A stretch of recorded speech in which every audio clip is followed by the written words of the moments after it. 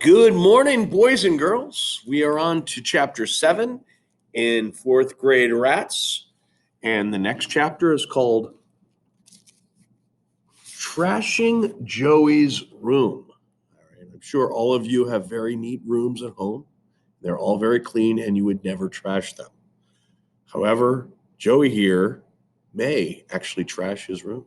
Let's see how this goes over with his mother, etc., etc. All right, here we go. Trashing Joey's room. When I got to Joey's house that night, his room looked the same as always, but not for long. Been working on myself so far, he said. Now it's my room's turn. First, we put up posters, Rambo, Hulk Hogan, and one showing this big, nasty robot type dude, except you could see whiskers and a long tail sticking out. It was called Robo Rat. He checked out the walls. Good. Now for the rest. He started with the bookshelf. He pulled out 4 or 5 volumes of his encyclopedia and threw them on the floor. Then he tossed out a couple comic books and even a National Geographic. He opened every drawer in his dresser. He flipped out stuff from each one, socks, underwear, shirts. They landed all over. So in other words, when he was done, his room kind of looked like my desk over here. See, you get the drift, okay? They landed all over. He kicked his wastebasket over. He dragged his dirty clothes hamper from the closet and dumped it on the floor. He charged into his desk. Pencils and papers and rubber bands went flying. But the only thing he didn't do was spit. By now, you could hardly see the floor. He stood in the middle, turning, nodding, smiling. Yeah, now it's my room. I just sat on the bed, stunned.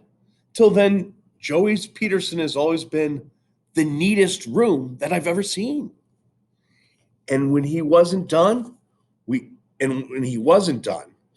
ordered a pizza.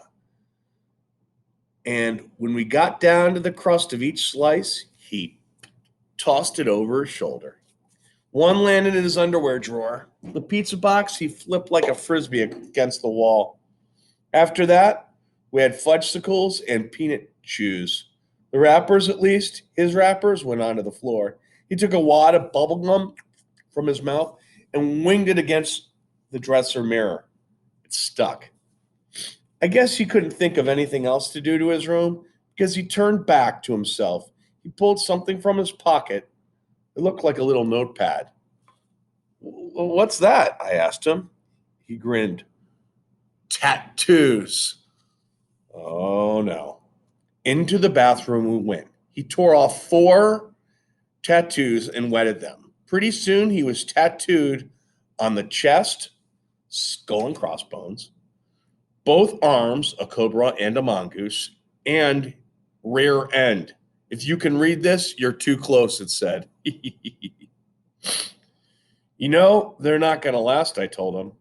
They'll last till I get a bath, he said, and I ain't getting a bath except once a month from now on.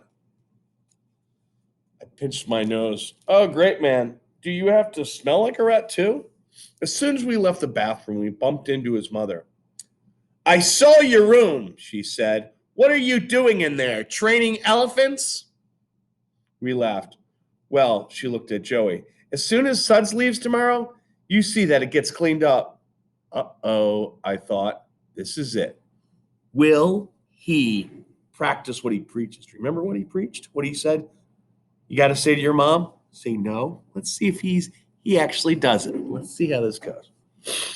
Uh-oh, I thought. This is it. Will he practice what he preaches? Joey slouched against the bathroom doorway. He looked off down the hall. Nah, I don't think so, Ma. Mrs. Peterson blinked. You don't think what? I don't think I'm going to clean it up. I kind of like it this way. I took a step back. If Mrs. Peterson was about to get violent, I wanted to be out of range. Joey looked at the floor. I looked at Mrs. Peterson. Mrs. Peterson glared daggers at Joey. This lasted for about 3 hours. 3 hours.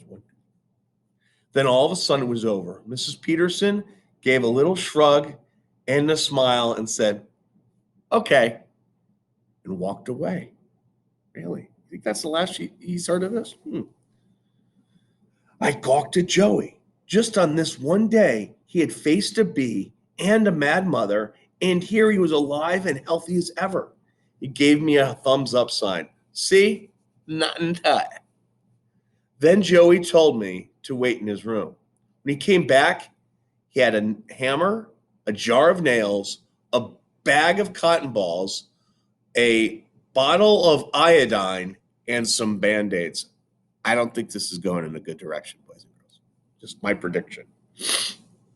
I asked what all this was for. I'm going to put a hole in my ear, he said. I screeched, you're going to wear an earring? Nope. So why are you putting a hole in your ear? He grinned. Pain. Just pain. If I didn't already know he was loony, I knew it now. I told him, the only thing about you that's turning rat is your brain. He ignored me. He cleared a space on his desk. He opened the jar of nails and dumped them out. He rooted through them until he found one that he liked, a long, thin one.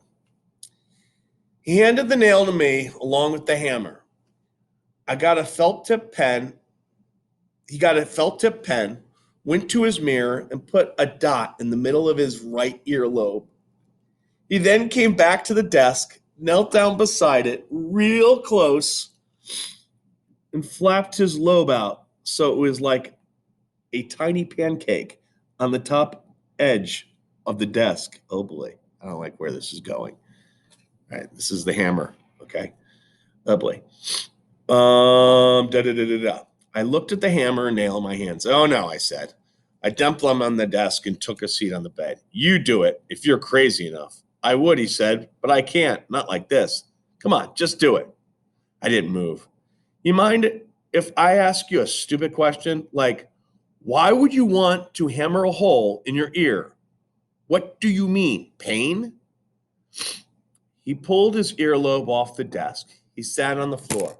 You gotta learn to take pain. That's all. No more crybaby, like the Indians used to. You had to go through stuff really painful before you could become a man. You had to prove you could take it. I got news for you, I told him. You're not an Indian. He looked at me disgusted. He grabbed the hammer and held it out. You gonna do it? I shook my head no. He threw the hammer down. Thanks, pal. Listen, I said. If it means that much to you, why don't you just do some easier kind of pain? Something you don't need a hammer and a nail for. Like what, he said. I thought about it. Well, how about you bend your finger back? Okay, let's try that. Nah, he said. That's dorky. I thought some more. How about kicking your door with your bare big toe? He didn't like that one either. I got it, I said. I knuckle your head 10 times. You know what a head knuckle is? It's when you go boom, boom, boom, but real hard. Like boom. Don't do it. Forget it. But now I didn't want to forget it. I was getting into it. I read it off some more. How about you pull out a hair? Sit the 3 thickest volumes of encyclopedias on your tongue. How about you sleep all night with erasers up your nose? Wrap your mouth around the doorknob and then slam it shut. Yeah, that sounds fun. I was still going on when the phone rang. It was pretty late, so we were both surprised when his mother called and said it was for him. He went out. When he came back, he looked innocent. Too innocent. It was her, wasn't it? I said. I told her not to call people so late. I shoved him. Traitor. He shoved me back. Listen, Morton, I didn't call her. She called me. I think they're talking about Judy Billings here. Took you long enough to hang up. What you want me to do? Slam down the phone as soon as she said hello? Maybe I want you to lay off her. He laughed. I keep telling you, jerk face, I don't care about her. I ain't chasing her. She's chasing me. You want her to chase you? He threw the pad of tattoos in my face. Do something about it, man. We glared at each other. He turned on the TV. We watched a couple horror movies in silence. Then we went to bed. When we woke up Saturday morning, I said, okay. He rubbed sleepies from his eyes. Okay, what? What do I do? He sat up. You ready to become a rat? I shrugged. I guess so. But I don't think I know how. It just doesn't come natural to me, you know? No, Sweat, he said. We just do what all beginners do. What's that? Practice.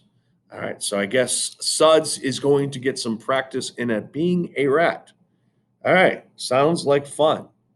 All right, the next one is what you might expect. It's called training camp. So I guess he's going to training camp to learn how to become a rat. Okay, a must, apparently, for fourth grade. All right, boys and girls, have a wonderful day. And until next time.